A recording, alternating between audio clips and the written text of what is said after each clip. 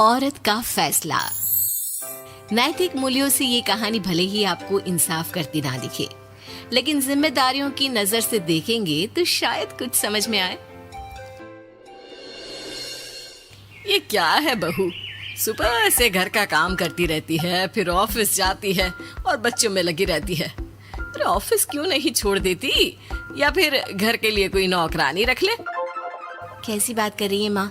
जानती तो है ना अभी इनके ऊपर कितना लोन है। थोड़ा ही सही मदद कर देती हूँ तो अच्छा लगता है, और अभी उनको मेरे पैसे की जरूरत भी तो है। सुधा चंदर को बचपन से प्यार करती थी। एक ही मोहल्ले में खेल कूद कर बड़े हुए दोनों। जहाँ सुधा संपन्न परिवार से थी तो वहीं चंदर का परिवार आर्थिक परेशानियों से जूझता ही रहा। लेकिन सुधा की जिद के आगे किसी की नहीं चली। सुधा, कल ऑफिस जल्दी जाना है और 2 दिन के लिए गुजरात ऑफिस के काम से भी जाना होगा। अरे कैसी बात कर रहा है बेटा, बहू को अगले महीने बच्चा होने वाला है, इस वक्त तो उसके साथ रहे। अरे कोई बात नहीं ना माँ, उनको जरूरी काम होगा, वरना मेरा चंदर ऐसे वक्त में मुझे छोड़कर कभी नहीं जाता। चंदर सुबह घर से निकलता तो आधी रात को घर में घुसता, वो भी शराब के नशे में। चंदर की माँ उसे खूब समझाती। अरे माँ, देख रही हो ना कितना कर्जा है सर पर, काम करना पड़ता है। दिन रात काम नहीं करूंगा तो घर कैसे चलेगा। अरे लेकिन बहू को भी तो देख लिया कर, इस हालत में भी घर का बाहर का सारा काम करती है। चंदर तो जैसे माँ की बात सुनकर भी अनसुना कर देता है। ऑफिस के बाद चंदर का फोन माँ के पास आता है। माँ, वो ऑफिस के काम से आज रात के लिए पास के शहर के ऑफिस जाना पड़ रहा है, कल सुबह आ जाऊंगा। सुधा रात को कमरे में सो रही होती है कि उसके पेट में दर्द होता है। सुधा चंदर को वीडियो कॉल करती है। इनको फोन कर लो, शायद कुछ आराम मिले। लेकिन 10 बार फोन करने पर भी वो सुधा का फोन नहीं उठाता। ऑफिस के काम से गए हैं, हो सकता है बिजी हो। कितनी मेहनत कर रहे हैं हम लोगों के लिए। सुधा सो तो जाती है, लेकिन अकेले उसे कमरे में डर लगता है। अगले रोज चंदर घर आता है, जहाँ सुधा ऑफिस जाने के लिए तैयार हो रही थी। तुम आज भी ऑफिस जाओगे? कल रात भर तो ड्यूटी की है, थक जाओगे, छुट्टी ले लो ना। अरे नहीं नहीं, कैसी बात कर रही हो, ये तो पॉसिबल ही नहीं है। अच्छा रुको, मैं जल्दी से तुम्हारा खाना और नाश्ता बना देती हूँ। बेचारी सुधा ऑफिस जाना छोड़कर लग जाती है पति के लिए खाना बनाने, उसके कपड़े प्रेस करने और जरूरत का सामान मुहैया कराने के लिए। हो सके तो रात की ड्यूटी मत लिया करो ना, मुझे बहुत डर लगता है। अरे यार क्या है, तुम तो ऐसे बिहेव कर रही हो कि तुम ही अकेली हो जिसे बच्चा होने वाला है। इतने लोगों के पति जो काम के सिलसिले में बाहर होते हैं, उनका क्या? सुधा को चंदर के मुंह से ये बातें अजीब लगती है। अरे हुआ क्या है तुमको? पहले तो तुम मेरा कितना ख्याल रखते थे, मेरे पास रहते थे, मेरी दवा से लेकर खाने पीने तक का सारा ख्याल। और अब इस बार तो तुम एक दफा भी मेरे साथ डॉक्टर के पास नहीं आए, क्यों? अरे पागल हो गई हो क्या? पागल वाली बात कर रही हो। काम धंधा देखो या फिर तुम्हें लेकर टहलता फिरूं। और मुझे शुक्रवार की रात को काम से निकलना है, सोमवार आऊंगा।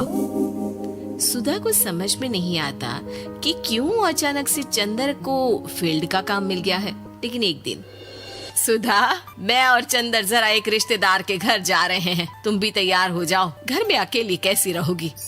अरे नहीं नहीं, इस हालत में इसे लेकर जाना ठीक नहीं है।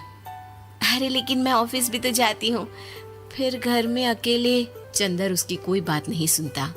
वो सीधा कार निकाल कर माँ को लेकर चला जाता है। सुधा घर के काम में लग जाती है कि अचानक उसकी नजर चंदर के बैग पर पड़ती है, जिसमें एक कागज दिखाई देता है। इनकी कागज भी ना इधर उधर फैले होते हैं, एक भी खो जाएगा तो बवाल करेंगे। लेकिन जैसे ही सुधा वो कागज खोलकर देखती है तो वो सदमे में आ जाती है। दरअसल वो कागज नहीं, बल्कि चंदर और उसके ऑफिस में काम करने वाली लड़की चांदनी की गोवा की टिकट होती है। सुधा चंदर के बैग को खोलकर देखती है तो उसे होटल के बिल से लेकर महंगे गिफ्ट्स और दूसरे शहरों के टिकट मिलते हैं। सुधा को समझते देर नहीं लगती कि उसका पति किसी और लड़की के साथ है। चंदर के आने पर सुधा उससे बात करती है। अरे नहीं नहीं, ऐसा कुछ नहीं है, तुमको गलत फहमी हो गई है। लेकिन जब सुधा के सवाल तीखे हो जाते हैं तो चंदर को अपनी गलती माननी पड़ती है और वो सुधा से माफी मांग लेता है। सुधा फैसला कर लेती है कि वो चंदर को छोड़ देगी। बच्चे और सामान को लेकर वो घर से निकल ही रही होती है कि सास उसे रोकती है। कहाँ जाएगी बेटा, रुक जा। चंदर को सुधा का जाना खल नहीं रहा था। वो झूठे मुंह भी उसे रोकने की कोशिश ही नहीं कर रहा था। सुधा चंदर को देखती है और मायके चली जाती है। मायके में माँ कहती है, अरे ऐसे कैसे घर छोड़कर आ गई? कौन सा चंदर तुझे छोड़ रहा था? माफी तो मांग ली थी ना। देखो बेटा, बेटी डोली में जाती है और अर्थी में ही निकलती है। पर पापा, मेरा आत्मसम्मान, उसका क्या? आपने मुझे पढ़ाया लिखाया है, इस लायक बनाया कि मैं खुद का खर्चा उठा सकूं, बेटी को पढ़ा सकूं, एक अच्छा जीवन पाऊं।